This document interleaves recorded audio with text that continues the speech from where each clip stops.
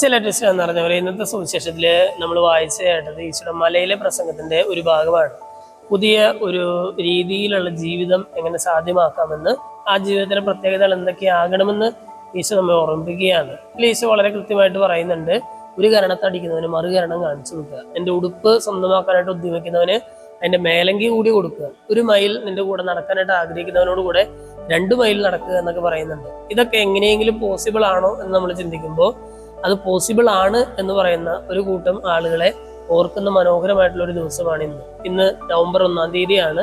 സഭയില് സകല വിശുദ്ധരെയും ഓർക്കുന്ന ഒരു ദിവസമാണ്.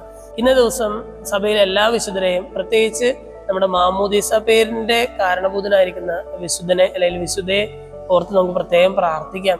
കാരണം ആ വിശുദ്ധരൊക്കെ ഇന്നത്തെ സുവിശേഷത്തില് ഈശോ പറഞ്ഞതുപോലെ ജീവിച്ചവരാണ്. സ്നേഹമുള്ളവരെ, ഇന്നത്തെ സുവിശേഷത്തില് ഈശോ പറയുന്ന കാര്യങ്ങൾ നമ്മുടെ ജീവിതത്തിലും പ്രാവർത്തികമാക്കാനായിട്ട് നമുക്ക് പരിശ്രമിക്കാം.